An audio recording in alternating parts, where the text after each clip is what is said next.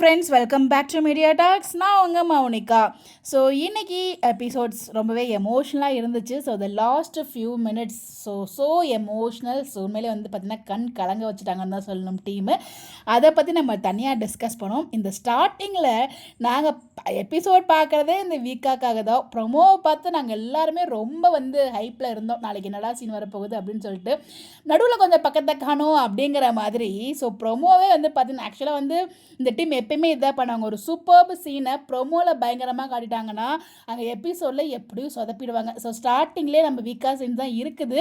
ஆனால் ப்ரொமோவே வந்து ரொம்ப சூப்பராக இருந்த மாதிரி தான் எனக்கு ஃபீல் ஆச்சு. பிகாஸ் அந்த இங்கேருந்து பசு வர்றது, அந்த மோதுறது, அது வந்து ரொம்ப ரொம்ப வந்து பரபரப்பாக காமிச்சிருந்தாங்க ப்ரொமோவில். பட் எபிசோடில் எங்கேருந்து வந்து மோதினாரு அது எதுவுமே காமிக்கவே இல்லை. ஸோ டக்குன்னு விஜய் வந்து இழுக்கிற மாதிரி டக்குன்னு முடிஞ்ச மாதிரி இருந்துச்சு அந்த ஒரு சீன். எடிட்டிங் டீம் என்ன வேலை பார்த்துருக்கீங்க, உங்களுக்கு தெரியுதா அப்படிங்கிற மாதிரி தான் இருந்துச்சு. ஸோ பாதி சீனை கட் பண்ணிட்டாங்க ப்ரொமோலேருந்து.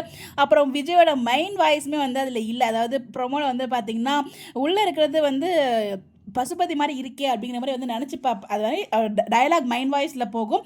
எபிசோடில் அவரை பார்த்த மாதிரி வந்து நினச்சி பார்க்குற மாதிரி காமிச்சிருப்பாங்க. ஸோ வந்து ப்ரொமோக்கும் எபிசோட்ஸ்க்கும் இந்த அளவுக்கு மாற்றம் இருந்துச்சு. பட் ப்ரொமோவில் அந்த பசுபதி சீனை கூட ஓகேங்க, அவர் நினச்சி பார்த்தாலே சீனை அங்கே காமிச்சிட்டாங்க, அது ஓகே ஒன்று போச்சு. பட் ஆனால் அந்த ப்ரொமோ வந்து ஒரு ஹைப் கொடுத்துருந்தாங்களே, அந்த ஹைப் எபிசோடில் இல்லையே. இங்கே எப்பயுமே இந்த வேலையை பார்த்துருவாங்க இந்த டீமு. நான் கூட என்னதுக்கு சொல்லலாமான்னு யோசித்தேன். பட் நம்ம சொல்லி அது அப்படி நடந்துருச்சு, என்ன பண்ணுறது அப்படின்னு சொல்லிட்டு அதை நான் டிஸ்கஸ் பண்ணலை. பட் வந்து நம்ம நினச்ச மாதிரி தான் அங்கே பண்ணி வச்சுருக்காங்க. ஸோ ப்ரொமோ ஹைப் கொடுத்துருந்தாங்கன்னா அங்கே வந்து எபிசோட் வந்து ரொம்பவே அவ்வளோவா இருக்காது. இது அப்படியே போச்சு. இவ்வளோதான் வீக்காக கடைசி நம்ம எதிர்பார்த்தது என்னமோ, பட் நடந்தது இவ்வளோதான். அதுக்கப்புறம் வந்து காவேரி கன்சோல் பண்ணுறது, அந்த ஹக் சீன், அது எல்லாமே வந்து ரொம்ப சூப்பராக இருந்துச்சு. அது வந்து அவங்களோட ஆக்டிங் சொல்ல வார்த்தை இல்லை. அந்த காவேரி வந்து பார்த்திங்கன்னா குழந்தைக்கு ஏதாவது ஆயிடுமோ அப்படி ஸ்டன் ஆகி நிற்பாங்க பார்த்தீங்கன்னா, அதோட ஃபேஸ் எக்ஸ்பிரஷனே வந்து பார்த்திங்கன்னா அவ்வளோ சூப்பராக பெர்ஃபார்ம் பண்ணியிருப்பாங்க. நம்ம விஜய் பற்றி சொல்ல தேவையில்லை, அவரும் செம்மையாக பண்ணியிருந்தார். அந்த வீக்கா சீன்ஸ் ரொம்பவே நல்லா இருந்துச்சு.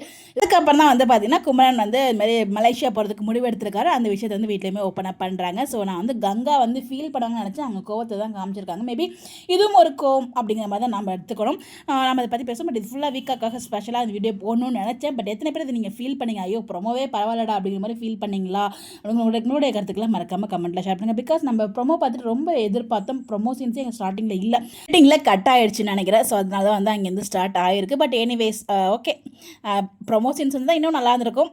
பட் ரொம்ப எதிர்பார்த்து ஏமாந்துட்டோம் அப்படிங்கிற மாதிரி தான் சொல்லியாகணும். பட் எனிவேஸ் ரொம்ப நல்லா இருந்துச்சு. உங்களுடைய கருத்துக்கள் நீங்கள் என்ன நினைக்கிறீங்க அப்படின்னு உங்களோட பாயிண்ட் ஆஃப் வியூ கமெண்ட்டில் ஷேர் பண்ணுங்கள்.